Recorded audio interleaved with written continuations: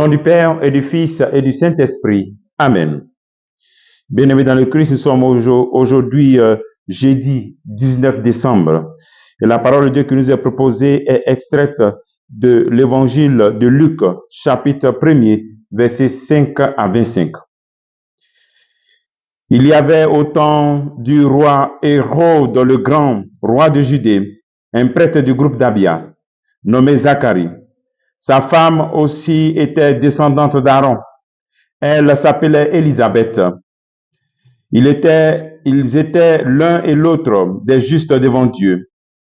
Ils vivaient tous les commandements et les préceptes du Seigneur de façon irréprochable.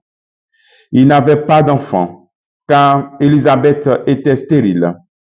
Et de plus, ils étaient l'un et l'autre avancés en âge.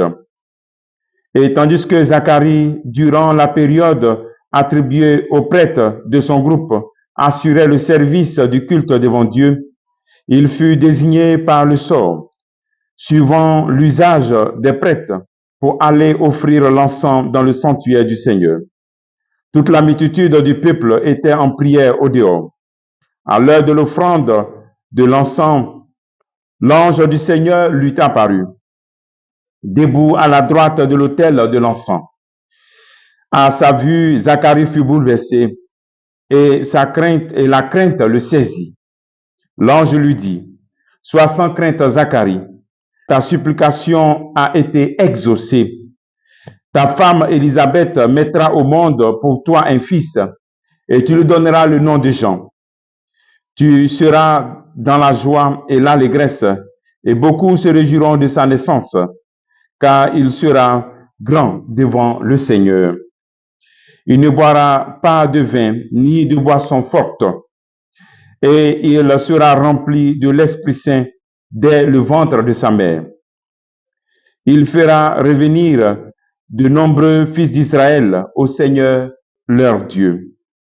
Il marchera devant, en présence du Seigneur, avec l'esprit et la puissance du prophète Élie, pour faire revenir le cœur des pères vers leurs enfants, et ramener les rebelles à la sagesse des justes, et préparer au Seigneur un peuple bien disposé. Alors Zacharie dit à l'ange, « Comment vais-je savoir que cela arrivera?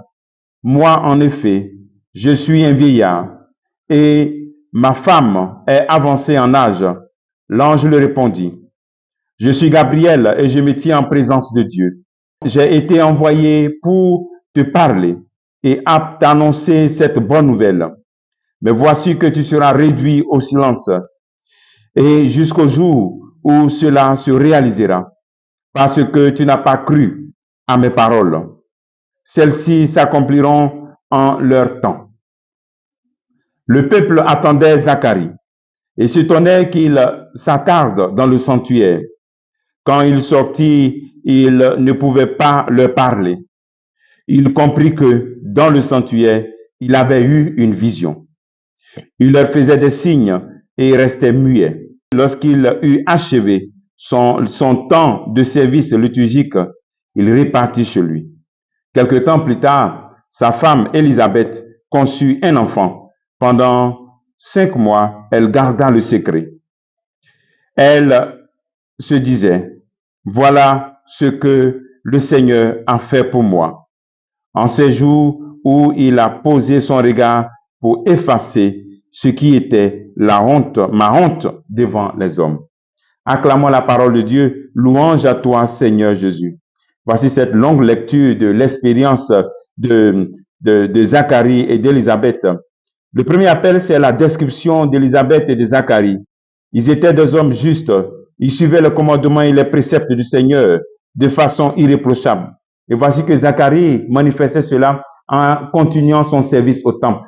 Malgré qu'il demande les choses à Dieu et puis il ne voit pas, mais il était un homme irréprochable et il continuait son service au temple. C'est un appel pour nous aussi quand souvent nous voyons que ce qu'on demande à Dieu, on ne voit pas. Souvent on abandonne l'église, souvent on doute de Dieu. Il faut continuer à servir Dieu, continuer à être des personnes, à chercher à être des personnes irréprochables et à rester au temple, à l'église et à servir l'église. Deuxième appel, ta supplication a été exaucée. et ta femme mettra au monde un fils. Voici que Zacharie est exaucé. Il est exaucé au moment où il ne s'attend pas. Dieu exauce. Dieu exauce toujours. Il s'agit de rester toujours en communion avec lui. Souvent, il donne des choses qu'on ne voit pas parce que notre foi est faible. Troisième élément, c'est de prier le Seigneur pour ne pas être dans le doute. Ici, la différence entre Zacharie et puis Marie, Zacharie faisait cette prière à Dieu. Il demandait cela à Dieu. Marie n'a pas demandé à Dieu cette mission que Dieu lui a confiée. Ici, Zacharie a demandé. Et voici qu'on vient lui dire que voici que tu vas avoir un enfant. Et il doute. Et voilà pourquoi il est muet. Donc, prions aussi le Seigneur pour ne pas être dans le doute.